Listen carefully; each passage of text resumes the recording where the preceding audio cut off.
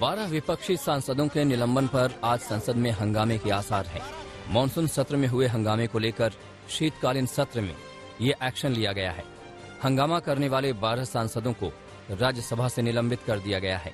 इन सभी सांसदों को पूरे सत्र के लिए निलंबित किया गया है।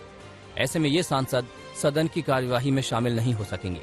जिन सांसदों को सस्पेंड किया गया है उनमें कांग्रेस, तृणमूल कांग्रेस और शिवसेना के सांसद शामिल हैं। सांसदों को 11 अगस्त को राज्यसभा में हंगामा करने पर सस्पेंड किया गया है। दरअसल 11 अगस्त को इंश्योरेंस बिल पर चर्चा के दौरान राज्यसभा में जमकर हंगामा हुआ। संसद के अंदर खींचतान भी होने लगी थी। आलम यह हो गया था कि मामले को शांत करने के लिए मार्शल बुलाने पड़े थे। शीतकालीन सत्र के लिए निलंबित 12 सांसदों ने इन कार्रवाई पर सवाल उठाए हैं। शिवसेना सांसद प्रियंका चतुर्वेदी ने सांसदों के निलंबन को लोकतंत्र की हत्या बताया। प्रियंका चतुर्वेदी ने निलंबन को असंसदीय बताया और कहा कि पूरे मामले में एक बार फिर से हमारा पक्ष नहीं सुना गया और कहा गया कि सांसद सहयोग नहीं कर रहे हैं। निलंबित किए गए सभी 12 सांसदों ने बयान जारी कर इसे नियमों का उल्लंघन बताया है। उधर सांसदों के निलंबन को लेकर आज सुबह 10 बजे कांग्रेस ने विपक्षी दलों की बैठक बुलाई है, जिसमें विपक्षी दलों की रणनीति पर चर्चा की जाएगी। प्रधानमंत्री नरेंद्र मोदी के ऐलान के बाद तीनों कृषि कानूनों की वापसी पर संसद की भी मुहर लग गई। विपक्ष कृषि कानूनों की वापसी के बिल पर चर्चा की मांग पर अड़ा था, लेकिन सरकार चर्चा को तैयार नहीं थी। विपक्ष के जोरदार हंगामे के बीच कृषि कानूनों की वापसी का बिल लोकसभा और राज्यसभा से पास हो गया। अब राष्ट्रपति की मंजूरी मिलते ही तीनों कानून रद्द हो जाएंगे। सूत्रों के मुताबिक सरकार चर्चा के लिए इसलिए तैयार नहीं थी क्योंकि उसका कहना था कि जब प्रधानमंत्री मोदी खुद माफी मांग चुके हैं तो फिर किस बात की चर्चा। संसद के दोनों सदनों में कृषि कानून की वापसी का बिल बिना चर्चा के पास हो गया, जिसे लेकर विपक्षी दलों ने केंद्र सरकार पर हमला बोला। कांग्रेस नेता राहुल गांधी ने कहा कि सरकार बहस से डरती है। राहुल ने कहा कि हम जानते थे कि तीनों कानून वापस होंगे और हमें ये भी पता था कि 3 से 4 बिजनेसमैन भारत के किसानों से ज्यादा ताकतवर नहीं है। उन्होंने कहा कि ये किसानों की जीत है, लेकिन जिस तरह से बिना चर्चा के ये सब हुआ वो दिखाता है कि सरकार चर्चा से डरती है।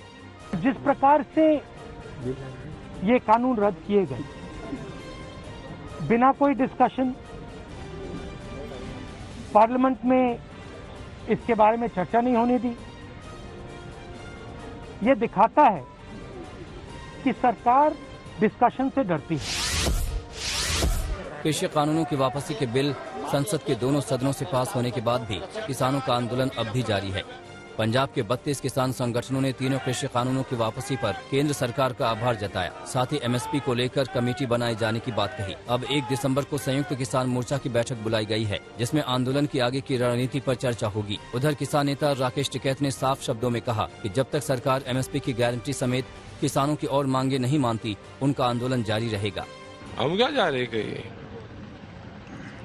हम बगैर एमएसपी के और बगैर समाधान के यहाँ से जाएंगे नहीं।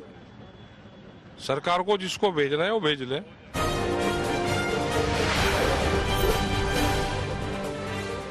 महाराष्ट्र के पूर्व सीएम देवेंद्र फडणवीस ने आज तक से बातचीत में कई अहम खुलासा किया है। उन्होंने अजीत पवार के साथ सरकार बनाने को लेकर कहा कि उनके साथ विश्वासघात किया गया था, उनके पीठ में छुरा घोंपा गया था, इसलिए जैसे को तैसे का जवाब देने के लिए सुबह 23 नवंबर 2019 को सरकार बनाई। फडणवीस ने इसके लिए पछतावा भी जताया। उन्होंने कहा कि अगर ये नहीं होता तो अच्छा होता। देवेंद्र फडणवीस ने कहा कि उस समय की घटना पर वो एक किताब भी लिखने जा रहे हैं। महाविकास अघाड़ी सरकार पर फडणवीस ने कहा कि ये सरकार अपने ही भार से गिर जाएगी। पंजाब के पूर्व मुख्यमंत्री कैप्टन अमरिंदर और हरियाणा के सीएम मनोहर लाल खट्टर की मुलाकात के बाद सियासी अटकलें तेज हो गई हैं। हालांकि मुलाकात के बाद अमरिंदर ने इसे शिष्टाचार भेंट बताया। किसानों के आंदोलन को लेकर अमरिंदर सिंह ने कहा कि अब जब संसद से कानून वापसी का बिल पास हो गया है तो ये कोई मुद्दा नहीं रह जाता है। अमरिंदर सिंह ने ये भी कहा कि केंद्र सरकार ने किसानों पर दर्ज सभी केस वापस लेने पर हामी भरी है। जल्द पंजाब और हरियाणा में किसानों के खिलाफ दर्ज केस वापस लिए जाएंगे। पंजाब के पूर्व सीएम कैप्टन अमरिंदर सिंह विधानसभा चुनाव को लेकर एक्टिव मोड में नजर आ रहे हैं। अमरिंदर सिंह ने कहा कि नई पार्टी को लेकर सारी प्रक्रिया 3 हफ्ते में पूरी की जाएगी। वहीं परनीत सिंह को भेजे कांग्रेस के नोटिस पर अमरिंदर सिंह ने कहा कि परनीत कौर ही इसका जवाब देंगी। सिद्धू पर फिर तंज कसते हुए कैप्टन अमरिंदर ने कहा कि वो सुबह कुछ बोलते हैं और शाम में कुछ और बोलते हैं। पंजाब के प्रदेश कांग्रेस अध्यक्ष नवजोत सिंह सिद्धू ने दिल्ली के मुख्यमंत्री और आम आदमी पार्टी के प्रमुख अरविंद केजरीवाल पर निशाना साधा। सिद्धू ने अपने ट्वीट में लिखा कि जो खुद शीशे के घर में रहते हैं उन्हें दूसरों पर पत्थर नहीं फेंकना चाहिए। सिद्धू ने लिखा कि अरविंद केजरीवाल, आप महिला सशक्तिकरण, नौकरी और शिक्षक की बात करते हैं, हालांकि आपकी कैबिनेट में एक भी महिला मंत्री नहीं है। शीला दीक्षित ने दिल्ली को राजस्व के मामले में सरप्लस छोड़ा था, आप वहां कितनी महिलाओं को 1000 रुपए देते हैं। प्रधानमंत्री नरेंद्र मोदी ने कोरोना के नए वेरिएंट को लेकर लोगों से सतर्क रहने की अपील की है। इस बीच विदेशी यात्रियों के लिए नए दिशा निर्देश जारी किए गए हैं, जिनमें एयरपोर्ट पर जोखिम वाले देशों से आने वाले यात्रियों के लिए RT-PCR टेस्ट अनिवार्य हो गया है। कोई भी यात्री अगर कोविड पॉजिटिव पाया जाता है तो उसे फौरन आइसोलेट कर दिया जाएगा और उनके नमूनों को आगे जीनोमिक टेस्ट के लिए भेजा जाएगा। जो लोग टेस्ट में नेगेटिव आते हैं उन्हें 7 दिनों के लिए घर पर क्वारंटीन करना होगा और 8वें दिन RT-PCR टेस्ट कराना उनके लिए भी अनिवार्य है। कोरोना के नए वेरिएंट के खतरे को देखते हुए दिल्ली के CM अरविंद केजरीवाल आज समीक्षा बैठक करेंगे। दिल्ली सचिवालय में सुबह 11 बजे से समीक्षा बैठक होगी। इस बैठक में संभावित तीसरी लहर से निपटने की तैयारियों और अस्पतालों में बेड की स्थिति की समीक्षा की जाएगी। भारतीय मूल के पराग अग्रवाल को ट्विटर का CEO बनाया गया है। ट्विटर के सह संस्थापक जैक डॉर्सी ने सोशल मीडिया कंपनी के CEO का पद छोड़ने का फैसला किया है। साथ ही डॉर्सी ने पराग अग्रवाल की तारीफ करते हुए कहा कि ट्विटर के CEO के रूप में पराग में मेरा विश्वास गहरा है। यह फैसला तब लिया गया है जब ट्विटर ने अपने प्रतिद्वंदियों का सामना करने के लिए बीते 1 साल में कई इनोवेशन किए हैं।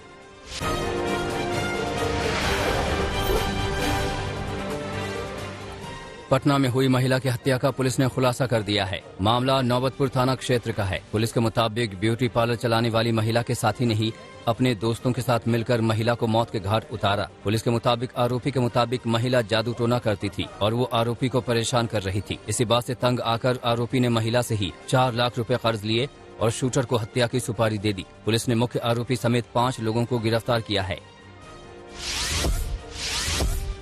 उत्तर प्रदेश के रायबरेली में अनियंत्रित होकर एक रोडवेज बस ट्रक से जा टकराई। टक्कर इतनी जोरदार थी कि पल भर में ही बस में आग लग गई और रोडवेज में बैठे यात्रियों में अफरा तफरी मच गई। हादसा रायबरेली के हरचंदरपुर थाना क्षेत्र में लखनऊ रायबरेली राष्ट्रीय राजमार्ग पर हुआ। इस हादसे में कई यात्रियों के घायल होने की सूचना मिली है, जिन्हें अस्पताल में भेजा गया है।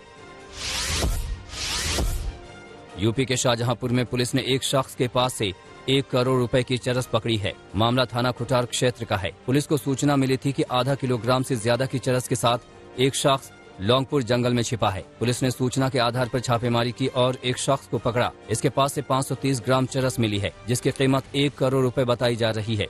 पुलिस आगे की कार्रवाई में जुट गई है।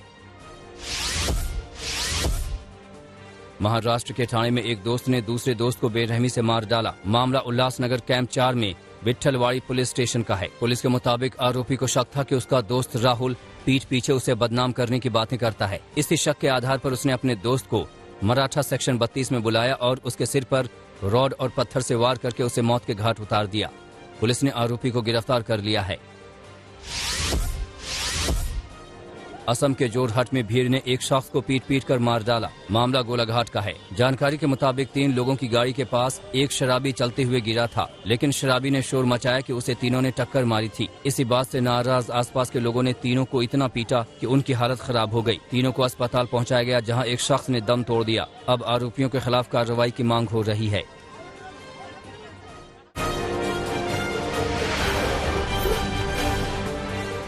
कानपुर टेस्ट में जीत टीम इंडिया से 1 विकेट दूर रह गई और मैच ड्रॉ हो गया। 5 दिनों तक चला ये टेस्ट मैच आखिरी ओवर तक खेला गया। न्यूजीलैंड 284 रन के लक्ष्य का पीछा करने उतरी। न्यूजीलैंड की टीम ने तो बनाए थे 165 रन ही, लेकिन खराब रोशनी ने न्यूजीलैंड को बचा लिया और रोमांचक टेस्ट बेनतीजा खत्म हुआ। T20 सीरीज खत्म होने के बाद भारत और न्यूजीलैंड के बीच खेला गया ये पहला टेस्ट मैच था। टीम के कप्तान अजिंक्य रहाणे थे।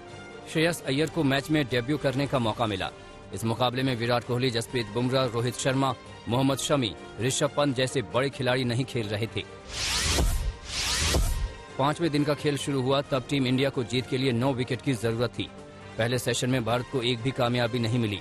लंच के बाद न्यूजीलैंड के 3 विकेट झटक गए। आखिरी सेशन में रविचंद्रन अश्विन और रविंद्र जडेजा की फिरकी का जादू चला और दनादन विकेट गिरने लगे। 9वें विकेट ने परेशान नहीं किया। सऊदी आए और गए, लेकिन आखिरी विकेट लेने में कामयाबी नहीं मिल सकी।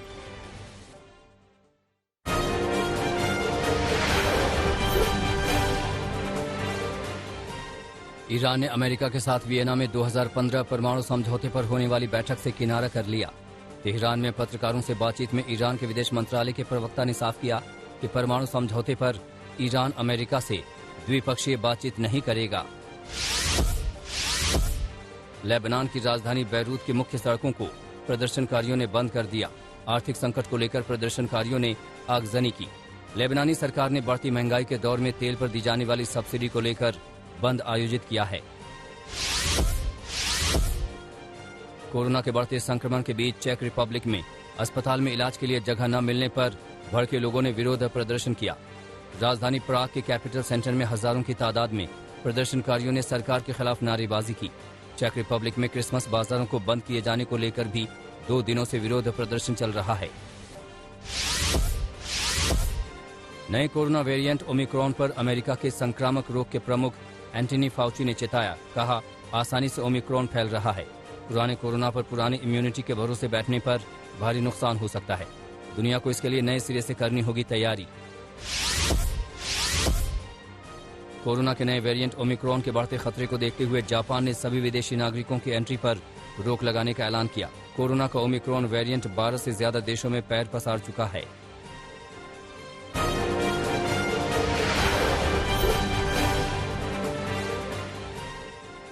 ओमिक्रॉन ब्रिटेन में भी पैर पसार चुका है। स्कॉटलैंड में भी ओमिक्रॉन वेरिएंट के 6 मामले दर्ज हुए हैं।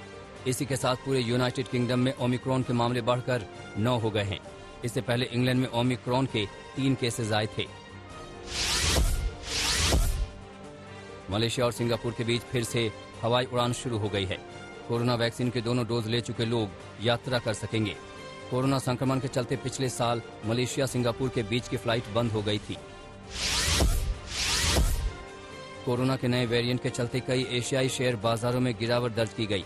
जापान के शेयर सूचकांक निक्की 225, साउथ कोरिया के कोस्पी और हांगकांग के हैंग सेंग सूचकांक में भी रिकॉर्ड गिरावट दर्ज की गई। नए वेरिएंट से अमेरिकी शेयर सूचकांक में भी भारी असर हो चुका है। न्यूजीलैंड की सांसद जूली एनी जेंटर प्रसव पीड़ा में अपनी साइकिल से ही अस्पताल पहुंची। अस्पताल पहुंचने के 1 घंटे के बाद ही एक स्वस्थ बच्ची को जन्म दिया। डॉक्टरों ने बताया कि बच्ची और मां दोनों स्वस्थ हैं। जूली एनी जेंटर न्यूजीलैंड की ग्रीन पार्टी से सांसद हैं। इटली के फुटबॉल क्लब नेपोली ने दिग्गज सॉकर खिलाड़ी माराडोना की पहली बरसी के मौके पर उनकी भव्य प्रतिमा का अनावरण किया। फुटबॉल के महानतम खिलाड़ियों में शुमार अर्जेंटीना के मशहूर फुटबॉलर डिएगो माराडोना का पिछले साल 60 साल की उम्र में कार्डियक अरेस्ट से निधन हो गया था।